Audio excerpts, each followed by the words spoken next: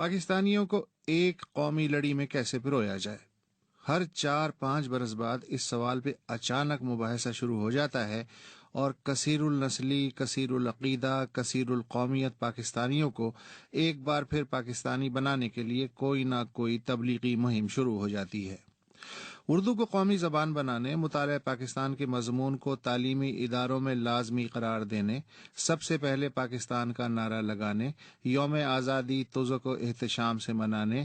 پاکستان کے خفی و جلی دشمنوں کے ناموں کی گردان بار بار کرنے اور کروانے، اور ہم زندہ قوم ہیں، پائندہ قوم ہیں ٹائپ نغمے کمپوز ہونے کے بعد بھی کسی حکمراں کو تسلی نہیں ہوتی کہ پاکستانی ایک لڑی میں پروئے جا چکے ہیں۔ پچھلے 1 برس سے ایک بار پھر پاکستانیوں کو ایک لڑی میں پرونے کے لیے بہت سے اقدامات کیے جا رہے ہیں، جیسے سینما گھروں میں فلم شروع ہونے سے پہلے قومی ترانے پہ تماشائیوں سے کھڑے ہونے کی درخواست، پیمرا کی جانب سے ٹی وی چینلوں کو یہ ہدایت کہ دن کا آغاز قومی ترانے سے کیا جائے، ایسے پروگرام یا ڈرامے تیار کیے جائیں جن سے پاکستانیت کو فروغ ہو، ساتھ ہی ساتھ اعلیٰ عدلیہ کے احکامات پہ اردو کو ایک بار پھر دفتری زبان بنانے کی 13ویں کوشش بھی جاری ہے۔ ویسے ایک بات تو بتائیے، جب آپ کہتے ہیں کہ ہم سب پاکستانی ہیں، ہم سب ایک ہیں اور ہمیں تمام تعصبات سے بالاتر ہو کے صرف ایک پاکستانی کے طور پہ سوچنا چاہیے، تو اس کا مطلب ہے کیا؟ کیا یہ مطلب ہے کہ جو بچہ اسکول نہیں جا پا رہا وہ بھی اپنے پاکستانی ہونے پہ اتنا ہی فخر کرے جتنا اسکول میں پڑھنے والا بچہ، یا کسی اسپتال کے برآمدے کے فرش پہ لیٹا مریض بھی اتنے ہی جوش سے پاکستان زندہ باد کا نعرہ لگائے جتنے جذبے سے اس کے سامنے سے گزرنے والا ڈاکٹر لگا رہا ہے؟ کیا جوتیاں چٹکانے والا MSc بھی اسی طرح پاکستانی پرچم لہرائے جس طرح اس کی آنکھوں کے سامنے پرچی پہ ملازمت حاصل کرنے والا سفارشی؟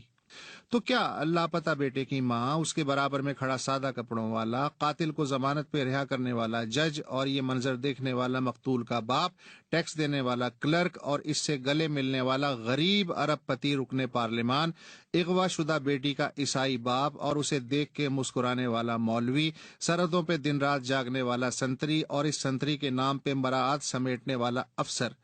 کیا یہ سب کے سب ایک ساتھ کورس میں گائیں، اس پرچم کے سائے تلے ہم ایک ہیں، ہم ایک ہیں؟ جب مہدی حسن نے کئی برس پہلے پہلی بار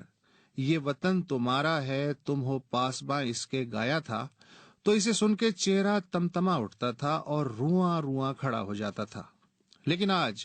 یہ وطن تمہارا ہے تم ہو پاسباں اس کے سن کے پاکستان کی بجائے دھیان جانے کیوں پی کیپ پہ چلا جاتا ہے۔ آج کے نئے نئے پاکستانیوں کی پیدائش سے بہت پہلے جن لوگوں، قوموں، صوبوں اور ریاستوں نے 68 برس پہلے چند وعدوں اور امیدوں کی چھاؤں میں یہ ملک تشکیل دیا تھا، کیا آپ انہیں بتانا چاہ رہے ہیں کہ پاکستان کیا ہے اور پاکستانیت کسے کہتے ہیں؟ یہ تو ایسا ہی ہے جیسے کوئی بچہ جوان ہو کے اپنی ماں سے کہے، ماں میں تیری حفاظت کروں گا، اور ماں یہ سن کے بس مسکرا دے۔